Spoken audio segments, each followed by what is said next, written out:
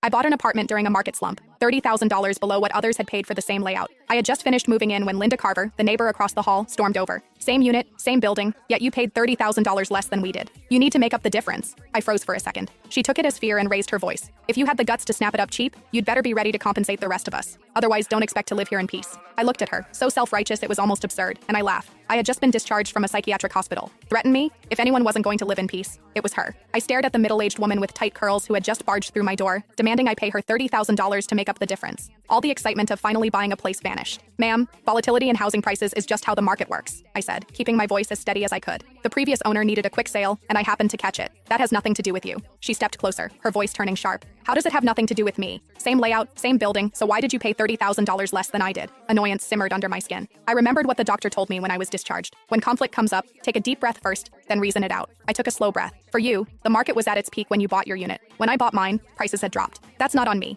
If we follow your logic, then if prices go up another $50,000 next year, are you going to pay me the difference? She planted her hands on her hips. Don't try to confuse me with all that nonsense. We live on the same floor. How can you feel okay taking advantage like that? My son's getting married soon. We need the money. You bought it cheap, so you make up the difference. If you don't fix this, don't expect to live here in peace. I let out a short laugh, irritation bubbling over before I could respond. She suddenly lunged toward my luggage, reaching straight for my bag. Where's the money? Hand it over. $30,000 and not a cent less. A flash of anger shot through me. How could someone be this unreasonable? I was just about to pull out my phone and dial 911. The moment she saw what I was doing, she spun around and headed back to her unit. As she left, she tossed over her shoulder. If you don't pay up, we'll see how long you last here. I gave a cold laugh and ignored her, shutting the door behind me. That afternoon, I went downstairs to Harper's Corner store to pick up some essentials. Denise Harper, the owner in her 50s, scanned me up and down before asking, "You just moved in? 6th floor?" I nodded. She glanced outside, then lowered her voice. "Linda Carver from 601 just posted in the resident group chat saying you bought the place to run some kind of shady business." I froze. "What?" She sighed. "You got that apartment cheap. Their family can't accept it." She pulled up the chat and showed me. The messages were filthy. Linda Carver. At everyone. What do you reckon the woman who just moved into the 6th floor does for a living? I've lived for over 50 years. I know how to read people. What decent young woman lives alone in a place that expensive? You all know what that means. Now that you say it, yeah, that's suspicious. Where would such a young girl get that kind of money? Those kinds of gigs out there pay fast. Don't let her ruin the atmosphere of this place. Heard she's not bad looking? That makes it even more likely. Anyone got her contact? Just curious? Haha,